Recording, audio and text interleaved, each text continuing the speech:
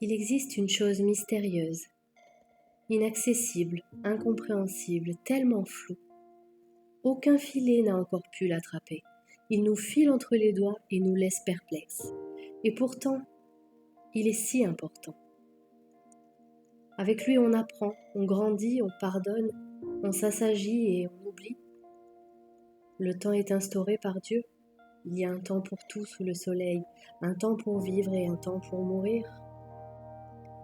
Un temps pour planter et un temps pour arracher ce qui a été planté. Un temps pour abattre et un temps pour soigner. Un temps pour démolir et un temps pour construire. Il y a aussi un temps pour pleurer et un temps pour rire. Un temps pour se lamenter et un temps pour danser. Un temps pour jeter des pierres et un temps pour en ramasser.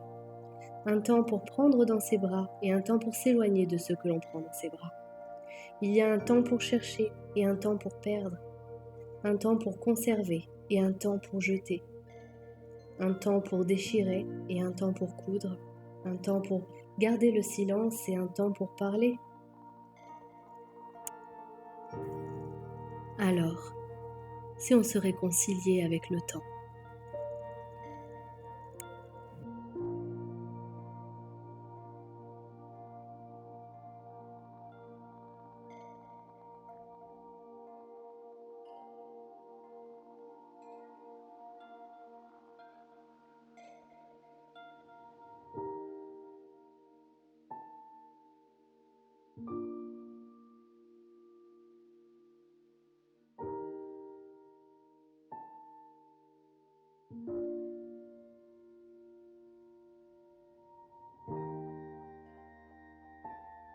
Je ne vais pas vous donner la clé d'une organisation parfaite ou une to-do list à n'en plus finir, ni comment être plus productif, mais juste vous partager mon expérience et comment j'ai appris, et j'apprends encore, à gérer le temps qui m'a été donné, le temps qui nous a été donné chaque jour. C'est comme un robinet qui coule toutes les 24 heures, qu'on en fasse quelque chose d'utile ou qu'on s'en serve pour le partager avec quelqu'un, ou qu'on n'en fasse rien du tout, il continue de couler.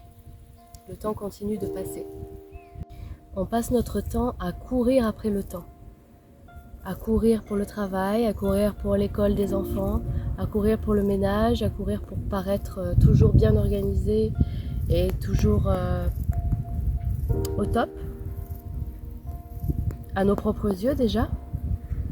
Et on oublie les priorités, on oublie de se remettre en question parce que quand on court, on n'a même pas le temps de penser parfois, même pas le temps de réfléchir et on veut faire toujours plus, toujours plus, toujours plus. Moi-même, il m'est arrivé de me dire mais je préfère ne plus dormir la nuit et faire encore plus de choses. Parfois à 1h ou 2h du matin, je repassais ou bien je faisais des activités, je préparais des activités pour les enfants le lendemain.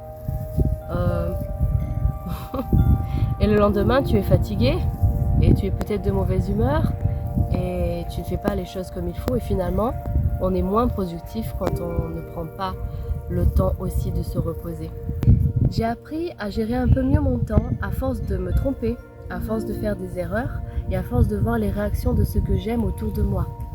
Parce que nos priorités, avec le temps, ne deviennent plus les choses essentielles en réalité. J'aime bien faire des comparaisons et quand on utilise notre temps, quand on l'utilise de façon à le mettre de côté pour des choses essentielles, c'est comme si on avait un compte épargne. Vous savez, le temps, on ne peut pas le mettre de côté en réalité. On ne peut pas le contrôler. On aimerait bien l'attraper, le mettre un peu en pause ou en accumuler pour le garder pour un autre jour où on va en avoir beaucoup besoin. Ce serait génial de faire ça. Mais j'ai remarqué quelque chose. Il y a des personnes autour de nous, que ce soit notre famille ou des proches, ou même des personnes qu'on a juste croisées dans notre vie, qui nous ont marqués parce qu'ils ont fait quelque chose pour nous, parce qu'ils ont passé un temps, quelqu'un qui t'a appris à faire du vélo, quelqu'un qui t'a appris à faire de la poterie, ou juste qui a pris un temps pour lire avec toi. Ça, pour moi, c'est des temps qu'on met dans notre compte épargne. Pourquoi ? Parce que ça va rester toute la vie. Le souvenir que tu vas laisser en prenant un temps pour une personne précieuse, ça va lui rester toute la vie. C'est un temps que tu auras mis de côté et qui sera productif plus tard. Les choses essentielles, c'est pour chaque personne quelque chose de différent. Ce sera pour chacun différent, forcément, je ne vais pas donner d'exemple. Mais en règle générale, ce sera de passer du temps avec les personnes qui sont précieuses ou bien de prendre du temps pour soi. Prendre du temps pour soi, ça ne veut pas dire ne rien faire.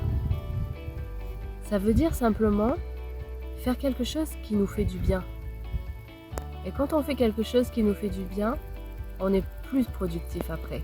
Si on aime être productif, il faut apprendre à prendre du temps pour soi, pour se ressourcer en fait. Et prendre du temps pour soi, ça ne veut pas dire être tout seul, assis sur son canapé et ne rien faire du tout. Ça peut être, pour d'autres, lire un livre. Pour certaines personnes, ce sera de se ressourcer en allant faire une balade dans la forêt ou juste après le repas, au lieu de commencer tout de suite à travailler, de prendre un café. Mais c'est des moments très importants. Parce qu'en courant à droite et à gauche comme on le fait tous, en ce moment, je crois que c'est valable vraiment pour tout le monde, on oublie nos priorités de base, nos principes de base. Que ce soit dans le milieu professionnel, dans notre vie personnelle, dans notre vie familiale. On a oublié qu'est-ce qu'on voulait vraiment. Ça m'est arrivé, c'est pour ça que je le partage, d'oublier, de réaliser d'un coup, en voyant une réaction de mon enfant par exemple, oh, c'est pas ça que je voulais, c'est pas cette éducation que je voulais leur donner, c'est pas cette façon-là de travailler que je voulais pratiquer. Et quand on prend un temps pour se mettre à part, en se ressourçant, c'est comme si on faisait une mise à jour. C'est exactement ça. On a besoin de cette mise à jour-là pour se rappeler ce qu'on veut, ce qu'on ne veut plus, parce qu'on n'est pas des robots. On pourrait agir toute notre vie comme des robots en disant j'ai toujours fait comme ça, je fais comme ça, et je vais. Mais ça nous éloigne de l'essentiel. Et puisque j'aime bien les comparaisons, je vous emmène avec moi à la plage pour vous parler de la métaphore du bocal. Je ne sais pas si vous connaissez, mais ça parle des principes des priorités. On y va!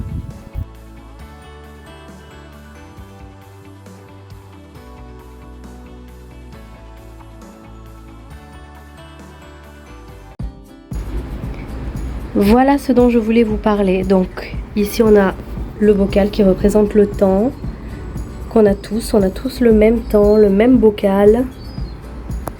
Pourquoi il y en a qui arrivent à le remplir et d'autres non, on va voir. Les grosses pierres représentent nos priorités. Les graviers, les choses qui sont pour nous importantes mais qui passent après. Et le sable qui est les choses qui ne sont pas tellement essentielles. L'important est de cerner réellement ses priorités. Qu'est-ce que c'est pour nous les priorités vraiment? Est-ce que dès qu'on se réveille, on commence notre journée en mettant notre temps, en utilisant notre temps dans les choses prioritaires? Donc on va les mettre.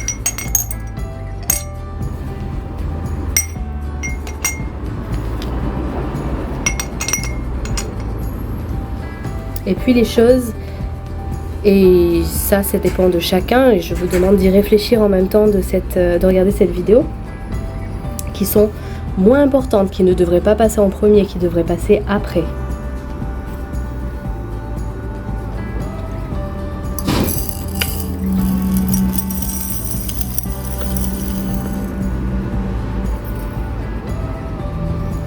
Et là on se rend compte qu'il nous reste du temps.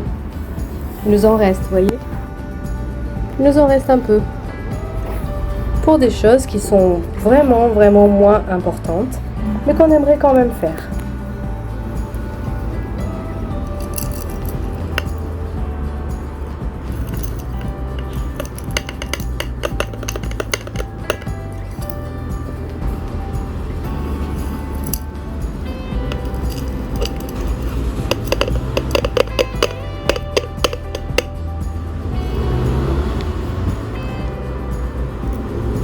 Tout est rentré dans une journée.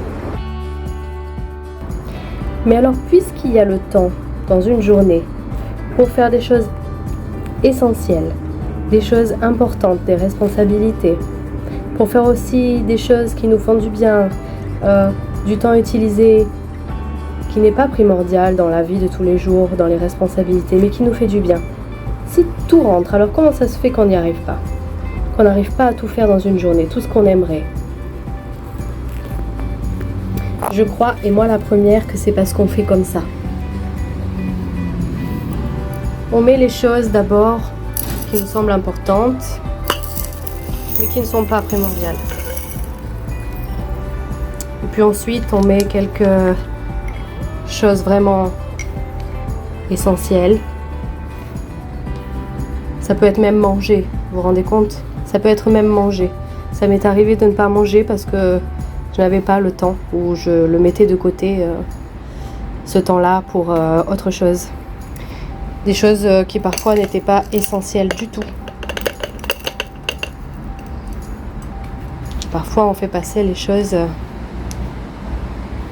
primordiales en dernier.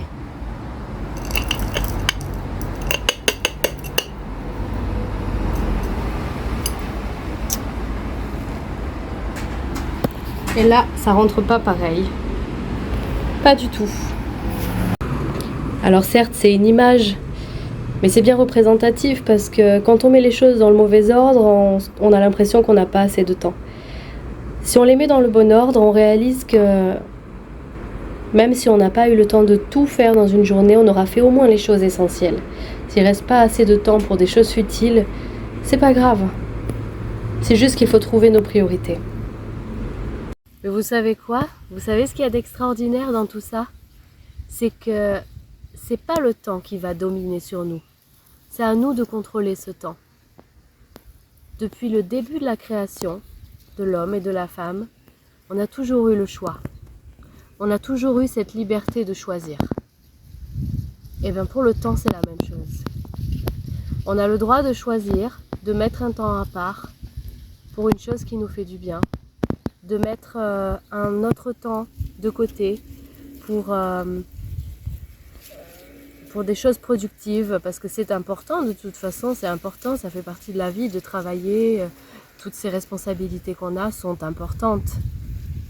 Mais quand elles prennent le dessus sur absolument tout, on est malheureux. Et ça, le Seigneur nous l'enseigne. Quand il est écrit dans la parole de Dieu qu'il y a un temps pour tout, ce n'est pas pour rien. Et si on arrive à le comprendre, si on arrive à le mettre en pratique, on arrivera à être épanoui et heureux. Et ceux qui seront autour de nous seront aussi épanouis et heureux avec nous. Pour résumer un petit peu ce que je voulais exprimer et partager dans cette vidéo, c'est que le temps en vérité est un cadeau. Que c'est à nous de le contrôler, c'est pas à lui de prendre le dessus sur notre vie. On a le choix de l'utiliser comme on l'entend et comme on en a besoin, pour se sentir libre et heureux. Et ça ne nous empêche pas d'être productifs. Et surtout, il ne faut pas oublier que chacun d'entre nous avons un livret d'épargne. On l'a tous. On l'a tous. Et on peut mettre un petit morceau de ce temps-là dans ce livret d'épargne pour impacter une vie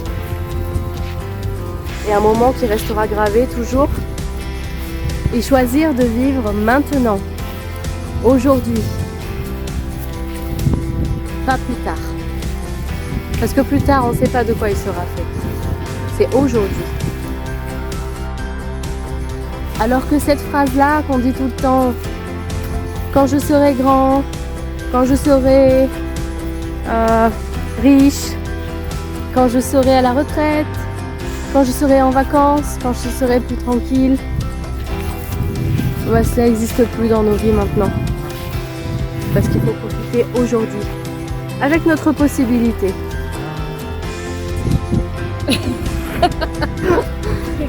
Oui, et faire la mise à jour. Vous le faites pour vos téléphones, je le fais moi aussi, de temps en temps. Alors, vous valez mieux qu'un téléphone, vous valez mieux qu'un ordinateur. Prenez ce temps de faire une mise à jour, une mise au point sur ce que vous voulez, ce que vous avez oublié, ce que vous ne voulez plus. Et vous allez voir que vous allez pouvoir profiter de ce temps-là pour être heureux, tout simplement. C'est aujourd'hui.